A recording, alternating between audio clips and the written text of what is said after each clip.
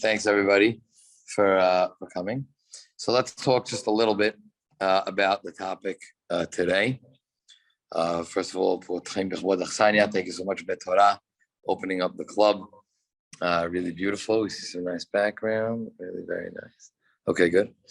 So we're going to talk a little bit about the use of electricity and Amira Lagoy, speaking to a Gentile for these purposes, and specifically that's going to be on Shabbat, right? On Shabbat.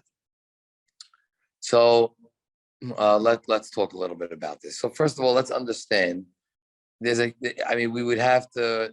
You could talk for weeks, literally, about the how much literature there is about what electricity is and what electricity is not. Is it fire? Is it not? When I ignite something with electricity, am I creating something? Am I lighting a fire? Am I boneh? Am I building a circuit that's closed?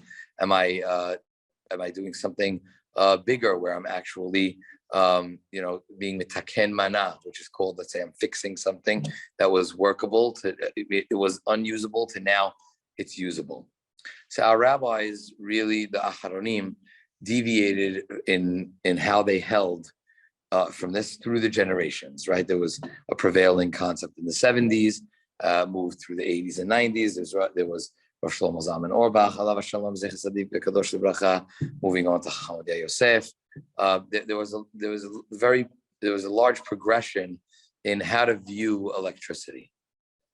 On holidays only, I'm being very clear, on holidays only. They were married. No, I'm just talking about what I'm about to say. Many people, including my grandparents, there are many that had the custom. They would talk on the phone on the holiday. They would pick up the phone, and this was endorsed by big chachamim because they said that electricity was not fire; it was at best derabanan, and obviously it was forbidden even according to them on Shabbat, on the holiday. It was something that could be used, Simchat Yom Tov, and we'll discuss a little bit about the difference between Yom Tov and Shabbat coming up.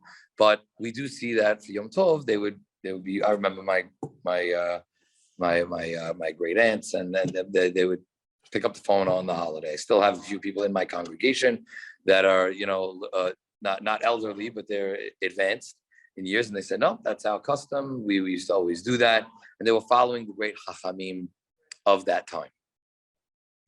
So when did things change, right? That specifically, again, I'm giving this as I'm not doing it justice because I don't want this to become a history of, electricity. I want to get down to practical stuff. But definitely, when Rav Shlomo Zalman Auerbach, he studied how electricity worked. He worked at Hadassah Hospital. He was constantly, he was so brilliant, and meaning he was teaching the scientists. He was teaching the technicians things by the end of his tenure.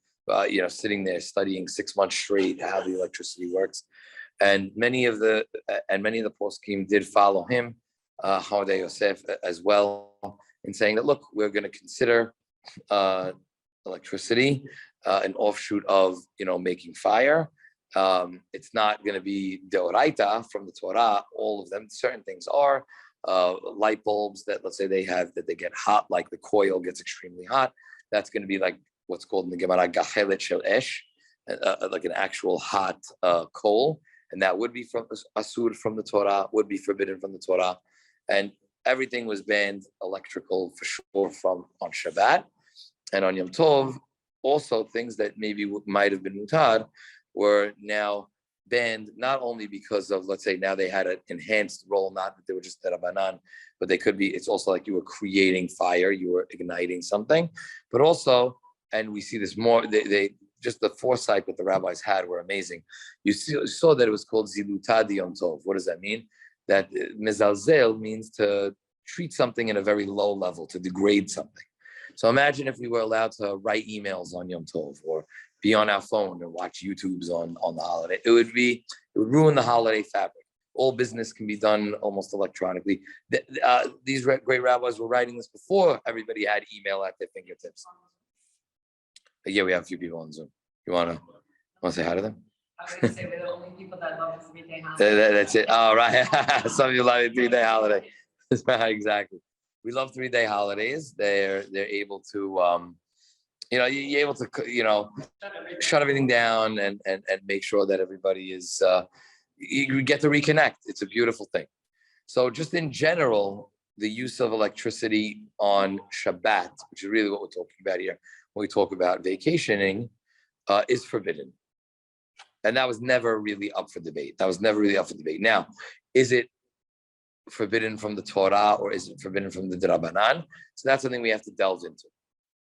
Generally speaking, any time there was not any heat source, let's say something that was being heated up, let's say you had an incandescent light bulb, right? Or let's say you had these light bulbs that work with extra coils, etc. So that's taking electricity and that's running it through these coils, and the coil gets hot and emits light and heat. So that's going to be an isur from the Torah. That's forbidden from the Torah. Even though the conduit that you're using is electricity, that's still going to be considered forbidden. What is electricity? So electricity is, there are free particles based on the metals that you use. And when you use a battery, you use a conductor. And when you run the current through these wires, the energy that's from these free electrons that are there, that's what's giving you the power and giving you the energy. What's funny is that you try to use metals that have the most free electrons. So what's one of the metals that has the most free electrons? Gold. Imagine your house was wired with gold. So you can't do that. Next one is like silver. After that is platinum. So the cheapest one that was cost effective, even though you're not using the most efficient, was copper. And if you see the wiring, it's just an interesting tidbit when you want to study. Again, I feel bad that I'm running through it, but because again, you could spend so much time on just talking about Tishubot, about using electricity, Yom Tov versus Shabbat. So what are some of the so again, when you're pushing that energy through, so then what you're seeing is when you're pushing that energy through, you're seeing the energy, that's the result of the energy. So anytime we use a switch, anytime we use any of these, where you break a line, etc., you're actually causing something electrical to happen. So what are some of the things that we need to understand in terms of electricity and Amira Lagoy when it comes on vacation? Let's start with the number one question. Number one question is that now people are using electronic key cards to enter their rooms. So what's happening? So really, truth be told, most of these keys, the way that they're working is with magnets. There's a magnetic system that when you hear that lock and that unlock in that mechanism in the front of the door, so you're putting in the magnetic strip, which has code. You see, like now when the person is preparing you the key, they're preparing the key at the front desk, they're typing it in, it's giving the magnetic strip code, you're putting the magnetic strip in, and you're unlocking the door. So there are many different problems with carrying around this key in general, right? So we mentioned in a further class, we're going to be talking about, can I even carry within the lobby or the hallways of a shared hotel room? We're going to need to talk about what an eruv chatzerot, an eruv tehumin. Tehumin is really for the tehum Shabbat. Eruv chatzerot, you're going to have to talk about, where if a person's allowed to carry this. So let's assume that a person is allowed to carry from the standpoint of carrying from reshut to reshut, from domain to domain. So this key itself definitely carries with it mukseh properties, right? That's the first problem that we have. Why mukseh? Because it's something that has value. It's not something that you would use for anything else. And it's something that carries with it, could be even make the argument that it's the highest level of mukseh, where it's chisaron kis. Now, what does mukseh mehamat chisaron kis mean? Mukseh mehamat chisaron kis means is that it's mukseh, means which is outside of my da'at, it's outside of my realm of da'at. Chisaron kis means there's a monetary loss or a monetary value that's going to happen, that's going to be of loss. So what do you mean? In my room, it's protecting all my valuables, all my stuff. So obviously this key is considered very valuable. But what about a regular house key? How does this How is this any different? How is this any different than a house key? Meaning a house key is not going to be mukseh because I'm opening up the door to my house. So the answer is that it's not causing any melacha to happen. Your regular house key is not causing any melacha. Usually when you put the key on, there could be a number of problems. Some of them do work electronically. Not all of them will work. The way that I understand it is that there could be there's a combination of it's using magnets plus electricity. Good. So that's the next one. But point number one is you'd have to make sure that it was 100% just a magnetic system and nothing with electricity. So that's one. Two is there's definitely an electrical component where the light goes on to see did you use your key properly or not. And one could actually make an agreement, so an argument that light when it goes on is you actually need it because I need to know whether or not it worked or whether it did not. So let's back up on that for a second. These lights that are being used on the hotel room door are LED lights. Now, LED light is not like a bulb which would burn out and it doesn't generate the type of heat that we're talking about. So all LEDs would automatically be d'Rabbanan, all be rabbinic. Now that helps you for a lot of different things. Let's talk about. Excuse me, say it again. So you can't open and close it yourself like that because again, you're still doing it d'Rabbanan. So on Shabbat, you can't do it. But let me give you an example that you're saying right now, and I get this question a lot. You want to buy household appliances, right? A refrigerator. Now it's almost impossible. You're buying refrigerators now. The LED lights are embedded. It used to be just you unscrew the light bulb. So now, right. So if it has a Shabbat mode, matov u'mana'im. Say it again, guys. Sorry, I missed it. No, I have the old school refrigerator that we just unscrew the. Right. So now newer appliances now you're having an LED light built into the fridge. When I rented a house recently, right? So the couple was Ashkenaz, and you'll see why that's relevant. But the couple was Ashkenaz, they had to rewire the refrigerator to not go on to the mag. It's almost impossible. So why? This is called psik reshe d'Rabbanan de la nihale. So what does that mean? Let's go through it. These LED lights, if I was to put on an LED light myself on Shabbat, a sin, asur, can't do it. What type of sin did I perform? A rabbinic sin. And why is it, Rabbi? And again, we're not talking to a high school crowd. Obviously, it's good to see you guys here. But a lot of times in high school, or some people who have been locked still in the high school mentality, what happens? They say, oh, so it's d'Rabbanan. People unfortunately, Rabbi, so it's from the rabbis. Chas v'shalom to ever say that. Meaning, if the rabbis tell us, the Torah told us to do what? To constantly be learning and listening or whatever. If the rabbis say it says in the Torah, whatever the rabbis tell you to do, that's 100%. So it's from the Torah to listen to the rabbis. So even though something is, let's say, a rabbinic decree, the rabbinic decree has to be something that we take it sometimes more seriously because it separates authentic Judaism and authentic observant Jews, quote unquote, from people who don't. If you disregard the rabbinic law and the rabbinic tradition, so you're missing a huge part of Judaism. Say it again. Guys, not just Dukim, and yes, exactly. Sadducees, right? So we can't just Chas v'shalom disregard it, but where does it come into play? So it comes into play in cases like this. Let's say a person, I'm opening the refrigerator. So is opening the refrigerator something that's allowed on Shabbat or not allowed? I'm allowed to open a refrigerator. But what happens? Sometimes when I open the door, automatically something else is going to happen. That's called, so now, that's called an indirect melacha, right? Because what am I doing? I'm opening the door and there's no melacha at that point. There's no, right? But every time I open it without fail, this light's going on. What is that called? That's called psik reshe. Psik reshe comes from the sugya in the Gemara where it says, the man just wants to give a ball to his kid to play with. Back then, they didn't have models or like Dick's Sporting Goods or any of these places where you could go to. They had to do what? They had to cut off the chicken's head and give it to the kid to play with. Exactly. So they would do that. So he said, so the father says, but on Shabbat, they said he was not allowed to do this. He said, what do you mean? I just want to cut off his head. I just want the head. So they say, Psik reshe v'lo yamut. What do you mean? You're going to cut off the head and he's not going to die? You're not allowed to kill things on Shabbat. Even a little bug is considered asur to kill on Shabbat. So you're going to cut off the head of the chicken.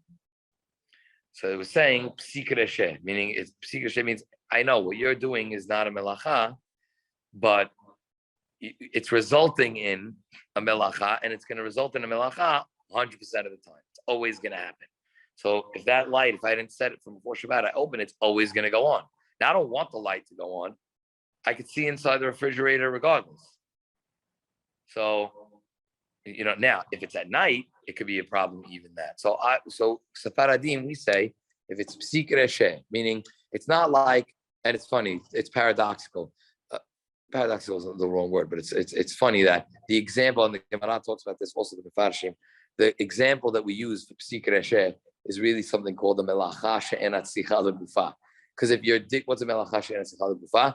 I want to use dirt to cover the blood of an animal that I killed, right? A hayah or chicken, poultry. I need to dig a hole to get the dirt. But digging a hole, the first action is a melacha. So that's melacha she'enat tzicha legufa. I don't need the hole. I need the dirt. So the resulting melacha from it is something that I don't need. I just need I don't need the goof of the melacha. I'm digging a hole, but I don't need the hole. But bottom line is, what are you still doing? You're digging. The Rambam says that's isur deoraita to do that. Psik reshe is lighter because the first action that I'm doing is what? Not a melacha. Not a melacha at all. So, therefore, when I have something that's psik reshe, Sephardim can be lenient. If first you have to say, is this psik reshe? Okay, step one, psik reshe. Next, I have to say, is it on the deoraita or the rabbanan? If what's happening after that is being deoraita, I'm done. I'm beat. I can't. Good. So it's regular. So by the way, people have to be careful. Sometimes they have lights outside of their homes that react to, let's say, motion sensors.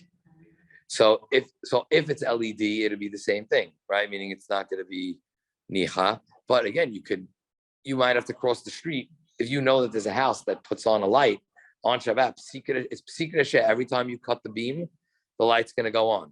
But it's a deoraita bulb. That's going to be a very big problem.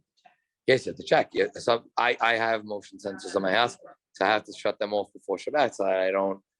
Ask anybody with like Nest or any of these things. It's like a big, huge hassle on Shabbat because you're gonna want to shut off all these things because then right when you walk into the room, if it turns on the heat, that's psik reshe deoraita.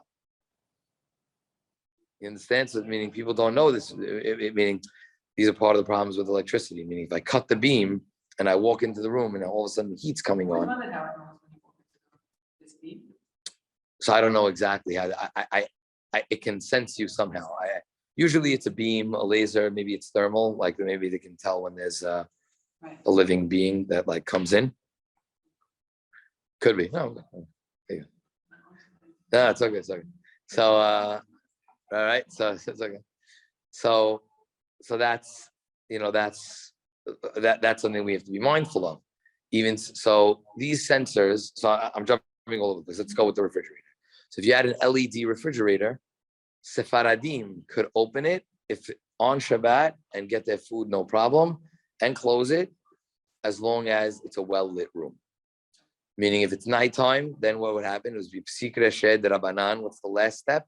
It has to be de la nihale, that it's not pleasant for you. It's not needed for what's going on. I don't need, if it's broad daylight in like a beautifully well-lit room like this, and I opened up the refrigerator, I don't need the refrigerator light. And what's the light? It's the rabbanan. What I'm doing, Sephardim for tzorech, right? Which obviously on Shabbat it's tzorech. I got to get the food. I got to get all these things. That's the only fridge I have. This is what's going on. Then it's mutar. Ashkenazim say that that's forbidden. They will not rely on psik reshe de rabbanan de la nihale. It would have to be, extreme circumstances, and you'd have to have other halakha conditions to allow it. So Ashkenazim cannot get that refrigerator with Shabbat.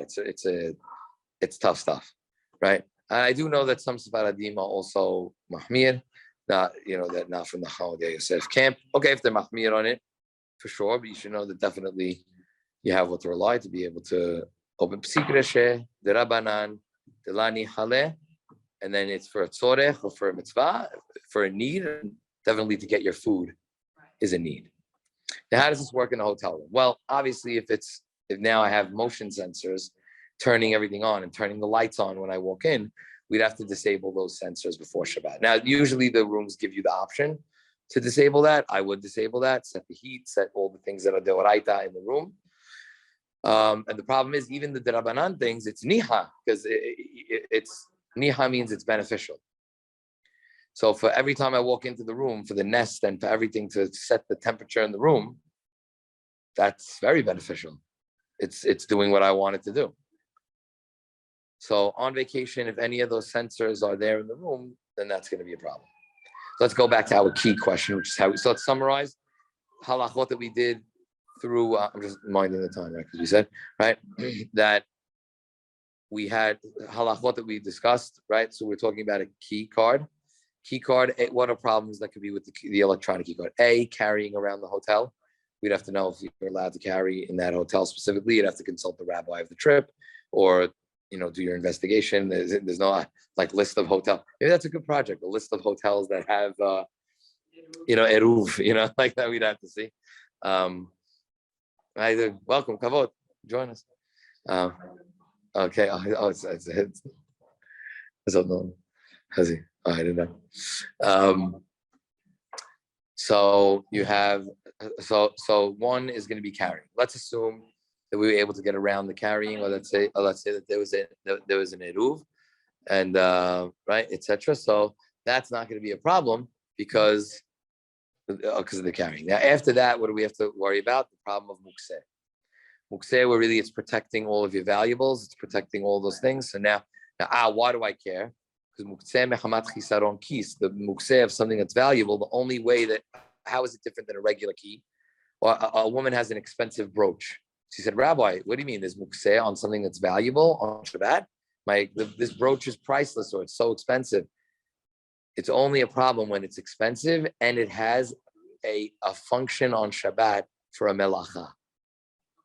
So meaning a brooch that it's a pin that you wear that there's no, it doesn't light up. It's not on fire. It's not like you're not tying a knot with it. Like think of the melachot of Shabbat. You're not doing that.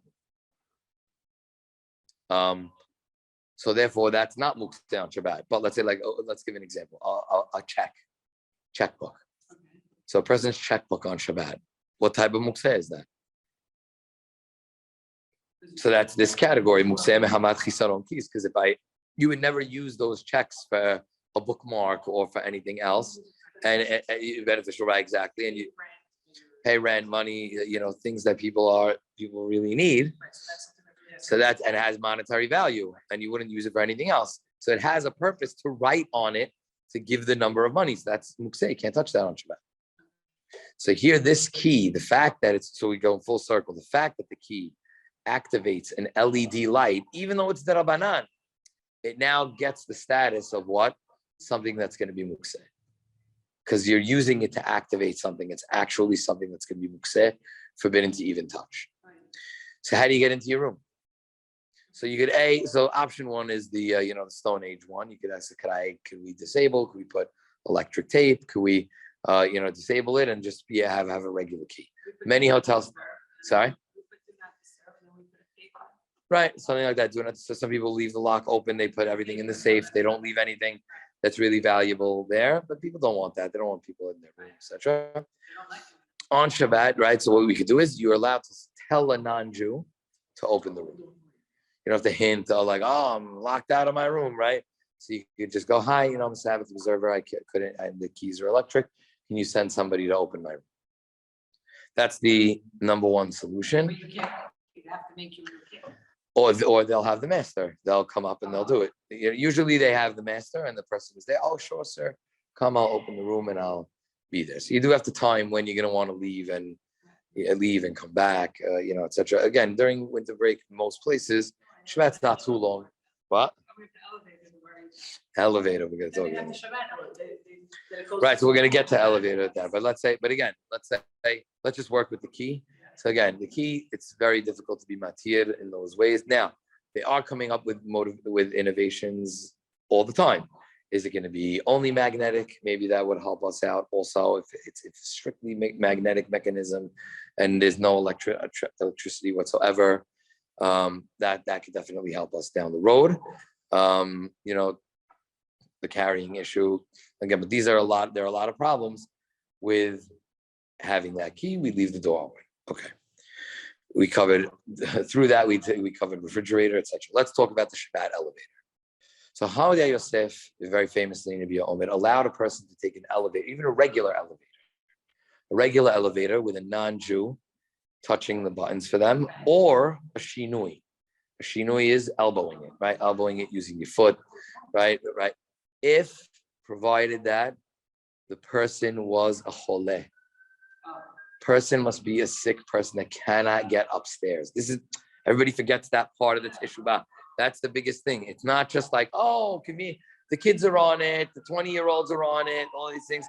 There are many, many, many healthy people, elderly person. Now, everybody is considered. Someone's like, Rabbi, I'm on the 75th floor. So even a 20-year-old person is going to be considered a choleh for that item. But that's a key piece, meaning it's not just anybody can use the Shabbat elevator. If you're on the fourth floor and you're healthy, the person, a guy can't make it. There are some people who can't make it up even one flight. That each situation, you have to learn the rule, and then you can apply the rule.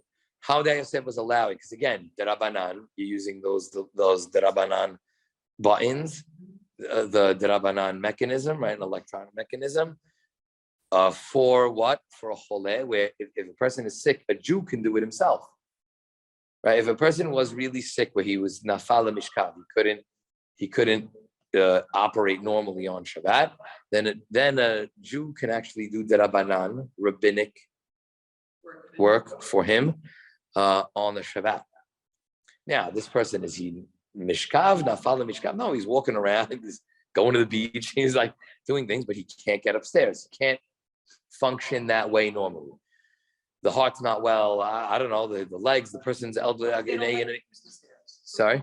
What if they don't let you use the stairs? Like only in an emergency to use the stairs. Really? That's weird. They would not let you use stairs? So then and you needed to get to the room, and then there was sorech, then again, not going up and down each time. Now, better to do what? Right. Tell the goy, then let's even bring it down a level. A lot of people do that when they wait for the non-Jewish person to go. Some people, they're very patient. They wait 5 minutes.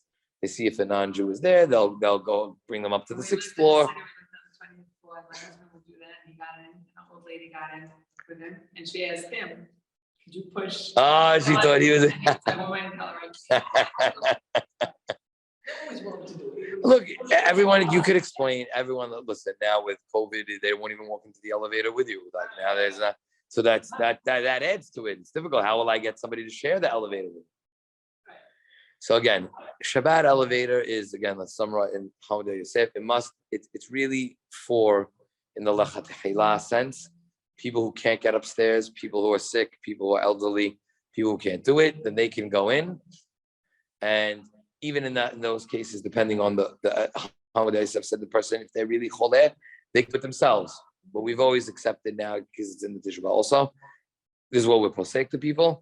If the person is the sick person or is the elderly person, to go in, you can do it with a shinoi, or, which is preferable if it's easy, just tell the non-Jew, hi, it's my Sabbath, can you push the buttons, right? And it's very easy.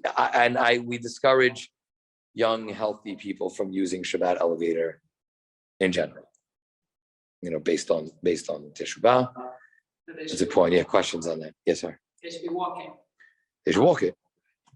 Nice. No problem walking some steps on. Exactly. You're walking up instead of vertically. Some people walk 10, 15 minutes to shul. So instead of walking 10, 15 minutes to shul, you'll walk up and down the steps 3 minutes in each direction, 4 or 5 trips the whole Shabbat.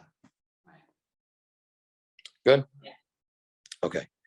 Wanted to cover our last topic.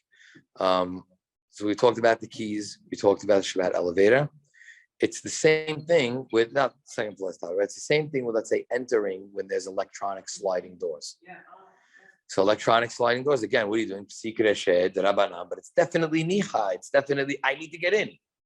Those doors need to be open. So obviously, if you can go on the side, usually most people, they either have, most hotels, they'll have the electronic sliding doors. They'll have the turnstile, and they'll have like a side door that just opens and closes in case the electricity is on the fritz or whatever it is. So obviously, best to use that door, the non-electric doors. Let's say I'm in a hotel that only has electric doors. So we try to wait for it to be already opened. And then once it's already open, then you walk in, right? Right, let someone else trigger it. Again, if a person is in tremendous dire straits or sort of, where like that they waited an hour already and there's no one and there's no doorman that's noticing it, something crazy, that we try to, let's say, either do it with a shinoi or, let's say place something there. That's usually, I haven't had anybody say that they've had a problem, in the places where they're staying. It's usually always either a manual door or there's a steady flow of people that are coming in, right, waiting till someone's coming in. Exactly. Okay. All right. Let's talk about then, this was the end topic, about telling people to do things for you on vacation. So again, this is people where people err as well, right? You're never allowed. Let's go to Shabbat, right? Right. Well, in general, the rabbis forbade Amira legoy for that reason, because if telling the goy was always allowed, then it wouldn't be Shabbat. Yeah. That's what I'm saying. So that's what we're saying. So in these cases, what do we have? So let's talk about just some practical things. I mentioned this in the last video, but now it's a little calmer, so I can give it to you a little bit straighter, and let's analyze. So number one is you have to also know a lot of those laws of what's derabanan and what's from the Torah. Now, even things that are derabanan have a lot of caveats to it to tell a goy. You're never allowed to tell a non-Jew to do something that's from the Torah on Shabbat. The Aruch does say that there's exceptions, usually for tzorech of the sibur. You came to the shul and it's a 500-person minyan and there's no light. The sebit, we're having a sebit for 1,000 people, and they're all going to be without lunch, and it's extreme circumstances, and you have to ask the rabbi in every case for doing something that's deoraita, because now we have to see what's the mechanisms, what are we talking about, what's our workaround, do we have another option, do we have a contingency plan? Like, let us know. So it depends on the case. What are we talking about? Hinting, and usually in those cases with the shul's pitch black, right? Sometimes that's an easy hint to be like, we need some power here, right? But what we're saying now with Rabbanan and with not only with Rabbanan, but only, let's say, things that are not niha, etc. So that's that you can even tell directly. Okay. So where in Amira Legoy, where do people err a lot? So number one, let's say a person's ordering a drink. So Rabbi, we learned that, I can order a Coke from in the hotel and charge to the room, right? Yeah, you'll charge me later and whatever it is. So again, that's totally allowed. But why? Because there's no melacha. Nothing is happening with the Coke, right? It's in the refrigerator. He's opening up a refrigerator, which we even said LED is mutad, right? Opening, giving it to us, and that's it. Rabbi, what, he has to write down the room number? Or he's asking me, what's your room number? Why is he asking you the room number? This is called adata denafshe avid. He's asking you the room number for his own benefit. He wants to not forget it. He's asking you. So that has nothing to do with you. You're not writing it down. You're not even telling it to him. If it's up to him, so memorize it. All right, memorize it.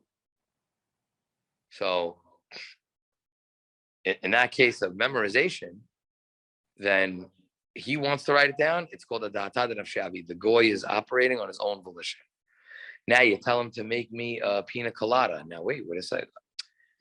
The blender, exactly, right? The blender. Now this, so you're asking him for something. Someone says, can I get some tea? You don't know what he's doing. Is he boiling the tea now? I want a hot coffee. Is he making a hot coffee now? It's asur. Is a giant, again, so I don't know what's happening, but you need to be mindful about that when you're saying, here's the here's the coffee, here's the thing. So now I have to look. If it's actual cooking, then it's a problem. You can't tell the goy. You could only tell the goy to do something that was, again, derabanan, and there's a sorech. There's a very big need for it. So what could be a good example? Let's say, even in a place where there was no eruv, and they were trying to get, like, say, if you go from a private domain to a private domain, but through a public domain, it would be only derabanan. So let's say I need, oh my gosh, I forgot my talet. I could the goy bring the talet for me from the room to the, we forgot the books, we forgot the sidurim, right? So you could telling the goy to do a rabbinic thing for you for a mitzvah, right? And from your standpoint, you want the books to be there, right? But that's the point, meaning that would be something that you would be allowed to do. Derabanan to the shvut bimkom tzorech, to derabanans for a need. There would be let's say a person would say, look, the housekeeping didn't come. I need you to come and do some housekeeping. So that's a problem, because if they're doing certain things in our vacuuming or laundry for sure is from the Torah. Those things they say, people think, whatever, she's making up my room, she's doing it. So many people, they cancel the housekeeping for Saturday. All right, they try to do it because, again, it's your rental. If they come on their own, let's say you don't know when they're coming. Maybe it's before Shabbat, after Shabbat. This girl, that's her job. She's gotta do it. She's doing it. You didn't tell her to vacuum. You didn't tell her to do this. So in that case, they could come. Me personally, like we always say, okay, we skip the housekeeping Saturday, so that way there's no safek, because a lot of times they do things that are. We put the do not disturb. Yeah, do not disturb. Yes, lights are off. Those are good things. Okay, last thing that I wanted to talk about is what about going on a tram that already goes in a loop, right? So anything that you have to pay for is going to be an issue, right? We're talking about, let's say there's a complimentary service that's in the hotel, that the bus is making the stops, the train is making the stops, it's going with or without you. It has nothing to do with you. You don't have to do anything. Lights, open the door, nothing. Seatbelt light, nothing. Let's assume there's nothing. So those things are only allowed if there is a tzorech mitzvah. So let's say I need a minyan on Shabbat, or I have no food on Shabbat. This guy has my meal on Shabbat. I got to get to the other side of the complex. It's a mile away. Or I went to a place where I didn't know that there were Jewish people. I went by myself, and I found out there's a minyan. It's on the hotel on the other side. But there's a network of hotels that they'll take you. So if it's always stopping, it has to always be stopping. It can't be that they see, oh, you're here, and it has to be, we have a shuttle that comes every half hour. Exactly. Right? Now you have to not pay. Subway's a problem because of paying. Like, I'll jump the turnstile. I'm like, that's worse. Don't jump. Right. Let's say the monorail. Right, but then they're going to go to Disney on Shabbat. Right. So that's it. They have these things. So it's only I have to get to the minyan. I have to get to the food. Not some people. I want to shoot the G's on the other side of the beach. That's not a reason. That's not a reason. You can't do that. You can't go on that. It has to. I want to get another view. So this is your view for Shabbat, and that's it. If it's to get to the shul, if it's tzorech mitzvah, there's yesham lismoch. We say there's what to rely on. Now again, you got to make sure that you're not carrying anything. You have to know where you're going. You have to know each. I'm giving it in theory where a person would have that. So there is that way, because again, it's been proven in Tishvat that it's not working any harder based on. There was a thought that they said that, your weight on the truck is going to make it, but it's indirect. It's not. There's a certain amount of torque that's working the same way. Same thing with the elevator in that teshubah. So again, you see. Now again, does Metziut change? We always have to try to monitor it. Maybe there's different things at different hotels, but again, each way, that's going to be allowed only for tzorech of mitzvah, only for a mitzvah. Yeah, sure. A lot of times we go to these hotels and the toilet and it's safer. It's a problem because it's the Rabbanan that's niha, because you want that feces and everything to go down. You can't use those toilets. It's tough. Yeah, we always have to block them out, and we have to washing your hands also. First of all, washing your hands turns on the hot water. That could be a doraita. That's doraita. No, but those things always go up to 1,000,000 degrees. They. Well, it depends who you ask. Nowadays they're saying washing your hands sakana nefashot. Right? Flushing is essential, but it's niha for you. It's pleasurable. I want it to happen. Secret share on a darabanan, but it's niha. It's a problem. So again, I know a lot of these things again with the traveling and stuff. So you can always put a blocker. You could use it. I don't know in the hotel, but in the hotel. Sorry. So again, we're gonna have to get creative at that point. Yeah. Listen, some people are gonna hate this aspect of this. Some people they're cutting. No, the rabbis have to find a way to get it like that. So again, we will have to find a way. Somet Institute, they try to do things with double grama, that kosher light switch thing, right? They have again the rabbis try to delay, right? Reaction won't always flush each time, right? So I don't know the cost effectiveness of each thing. So again, with the toilets, but I'm saying we don't go to the, if I know that the public, now let's say a guy is stuck, he's not going to stay there all Shabbat, right? Some people say that he realized now he's like, okay, now I'm going to have to back away. I think there was actually some poskim that said he had to stay there until Shabbat was over. Like wild. But again, in that case, but I'm saying, I don't know if the toilet's in the actual hotel or in the rooms. In the rooms. Right. If a person didn't realize and they had, let's say a goy or somebody else. On the holiday, like people say about the cell phone. It's not really. Say what? They'll use their cell phone on a holiday. So again, so they were saying, so then one of the things that we said, zilzul of the Yom Tov, it's clear zilzul using, writing emails, doing that business, or they're totally violating all of those for sure. Not even out in the spirit. You're not allowed to work on the holiday. So if you're answering emails or you're sending text messages, it's clear violation. And then what the grandparents used to use, with that electricity, that was because those great hachamim of that time said it was mutar on Yom Tov.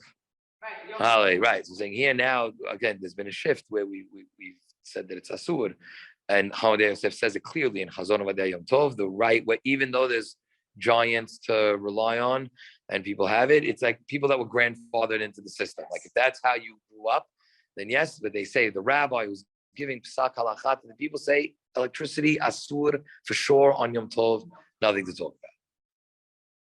Now, if there's obviously emergencies or something, I'd much rather than use a cell phone. Now I can use that to my advantage but once there's an emergency, then I could use the oraita, but I'm saying, but I can. There was a gas leak and everyone in the neighborhood. Okay, but that's sakana nefashot, that everything can be. To call 911, they're like, oh, Stephanie, call 911. Why are you waiting for me to call 911? You're the Shabbos goy, yeah. You have to call if there's going to be an explosion. So then where should you, 100%. Look, I don't know. Thank God. So thank God, Baruch Hashem, I wasn't there. So saying, so then use that to your advantage. If you open up the phone and you tell you clear emergency and you don't lose any time, so open up the phone. So you're using it derabanan. It's not even a question. Here you're talking about people using that. It's a problem. It's a problem. Okay, but that's already, you can get in the car and drive. So she looks at us because we're more strict. She was like, what would you do? And we're like, Mom, you find their aid. You don't write with a paper and a pencil. Do it on your phone. You're better off. Yeah, better off. Because the pencil to me is. Even now, I tell people, let's say when they're pregnant, like that, and I give like nowadays, by the time you park the car and whatever, do the Uber. Yes. You're using a derabanan. Payment is indirect. A non-Jew is coming. Yes. And ask them to open the door. Usually, I haven't seen it. I mean, look, they could be driving on Shabbat. That's a bigger problem, right? If you order the Uber on Shabbat and it says Yehuda is 2 minutes away, then cancel the ride. Then wait for Muhammad, right? Exactly. There's a phone in every shul. No, 100%. They do that as indirect, and they do it as. But again, so that's summary. I hope we. All right, guys. Great job.